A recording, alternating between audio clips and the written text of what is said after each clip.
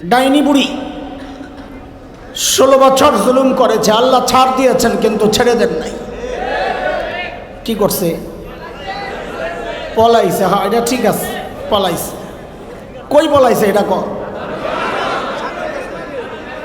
না না না, শোনেন শোনেন, অপবাদ দিব না আমরা।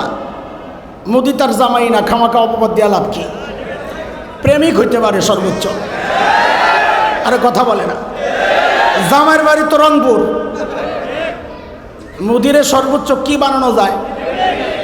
প্রেমিক বানানো যায়। জামাই অপবাদ দেওয়ার দরকার কি? ওর যা অপরাধ, অপবাদ দেওয়ার তো দরকার নাই, ওডি বললেই তো বহুত কিছু। কথা বলেন। পলাইছে আপনজনের কাছে। কার কাছে? কারণ গত 16টা বছর আমাদেরকে শুধু এই বয়ান শোনানো হয়েছে, ভারত আমাদের আপনজন বন্ধু, কত কিছু দেয় আমাদেরকে, সুবহানাল্লাহ। গরু দেয়, পেঁয়াজ দেয়, চিনি দেয়, আলু দেয়, আরও কত কিছু দেয়, খালি দেয় দেয় দেয় দেয়। যেই বাংলাদেশ থেকে মাখন যাওয়ার পাইপটা পোলাপাইন 5 তারিখ কেটে দিল, এখন সব দেওয়া বন্ধ করে, এখন খালি হুমকি দেয়, হুমকি দেয়, হুমকি দেয়। দেওয়া ঠিক আছে, জিনিস পাল্টায় গেছে। হুমকি দেওয়ার সময় শুরুতে খুব হুমকি দিছে, পেঁয়াজ দেব না। বাপরে বাপ, বান্দর সাংবাদিক একটা আছে, খালি দেখি লাফায়, পেঁয়াজ দিব না। তা আমি বলি যে পেঁয়াজ লাগবো না কেন?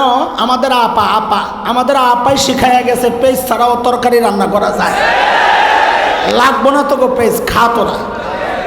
নিজের রাজনৈতিক মতাদর্শের সাথে না মিললে এটা হয়ে যায় জঙ্গি, এ হয়ে যায় রাজাকার, এ হয়ে যায় যুদ্ধাপরাধী। গত 16 বছর এই প্র্যাকটিস আমরা দেখেছি।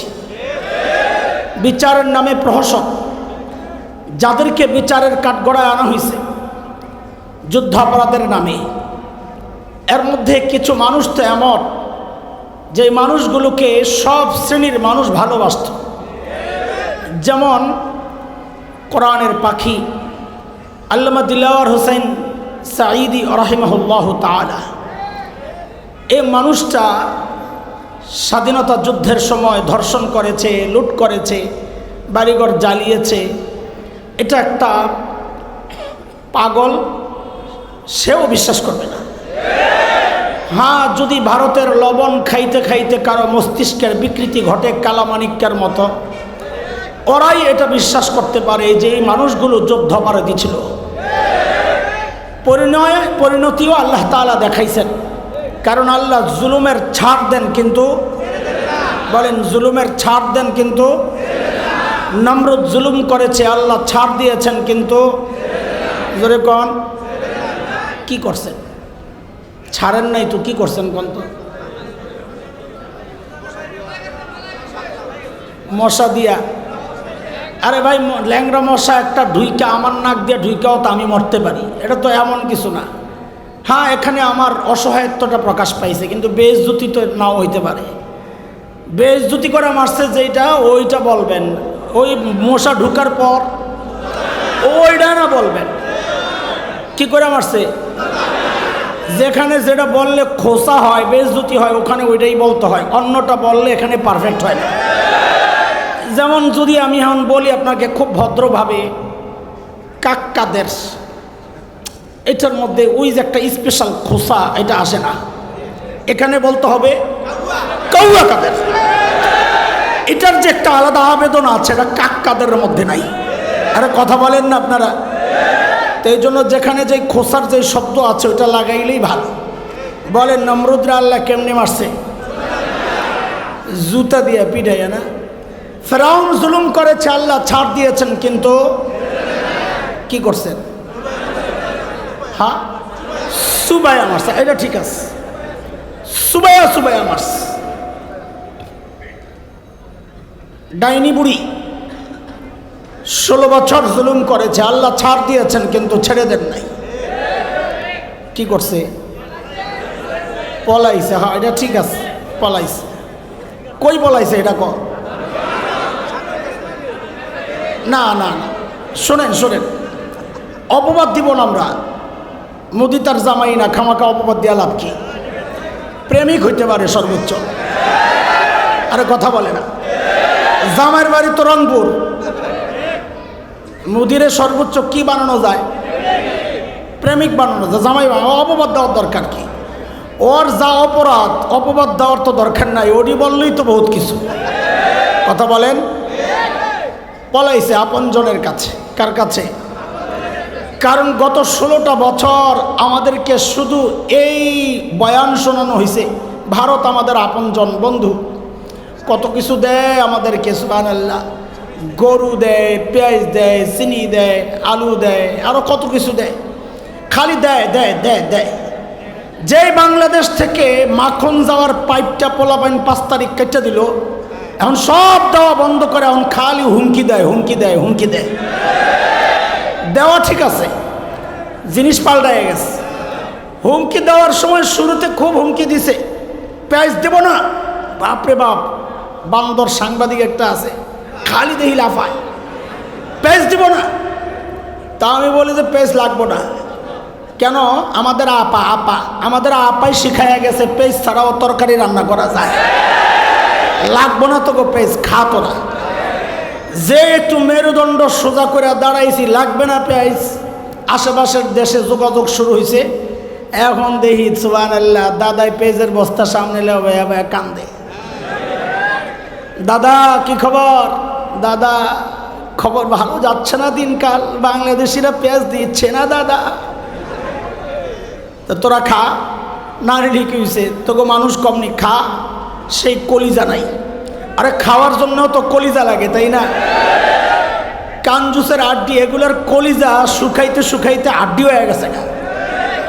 এই জন্যে ওই যে পোলাপাইন, আমরাও তো দেখছি, বেড়াইতে গেলে ছোট্ট একটা মাটির কাপের মধ্যে একটু চা দিব, চাও যে দিব যাইতে যাইতে না, যাইতে যাইতে বুঝেন তো, মানে অল্প একটু চা দিব আর একটা চিকন টোস্ট বিস্কিট, চিকন আঙ্গুলের মতো, একটু চা আর একটা চিকন টোস্ট দিয়া বলবি কি, দাদা পুরোটা খেয়ে নিয়েন দাদা,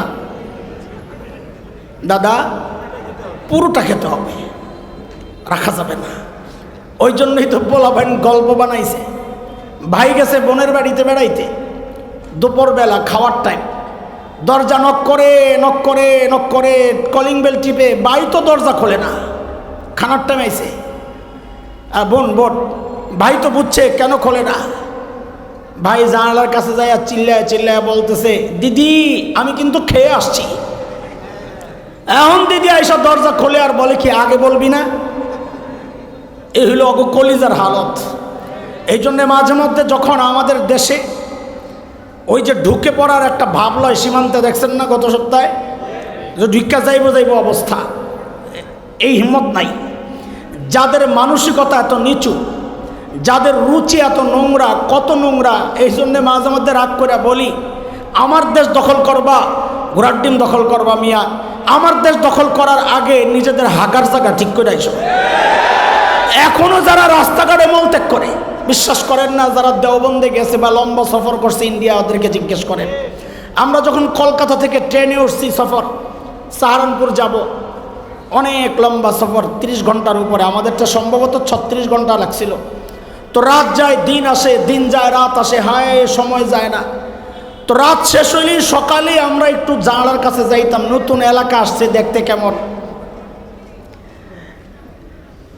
নতুন এলাকা দেখার জন্যে। হায় আল্লাহ, সকালবেলা জানালার কাছে নিয়েই তো মুখটা নিলেই আস্তে করে লজ্জায় মুখ ফিরায় আনতে হইতো। কেন? রেল লাইনের মধ্যে সব লাইন দইরা ফ্যামিলি প্যাকেজ, জুয়ান বুড়া নারী পুরুষ গুড়া গাড়া যা আছে, চিকুন বোতল একটা নিয়ে সব কাম সারতে বয়া পড়ছে। মহিলারা আবার একটু ভদ্র, কাপড়টারে সামনের দিকে টাইনা ঘুমটা দিয়া যেন চেহারা না দেখা যায়, ইজ্জতটা এদিক দিয়া রক্ষা করে পিছন দিয়া খুলে দিছে, কাম সারতেছে সব। ওরা বলে আমার দেশ দখল করবে, বলেন কেমনটা লাগে? আমি বলি এই হুমকি ধমকি দিয়ে লাভ নাই, সাহস করে ঢুকা যাও, চট কইরা। কেমনে ঢুকা যাও?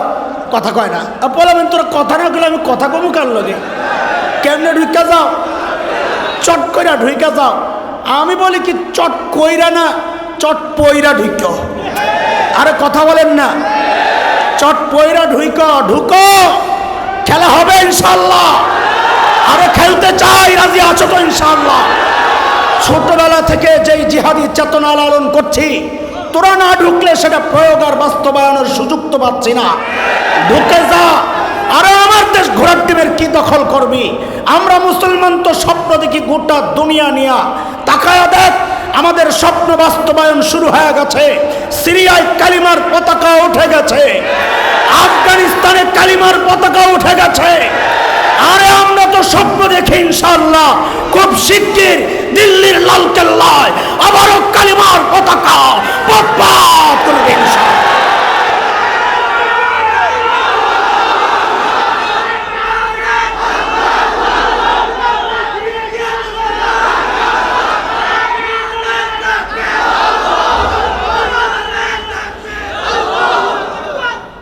মুহতারাম হাজরিন, আসেন তো না আবার পালিয়ে যাবেন গা?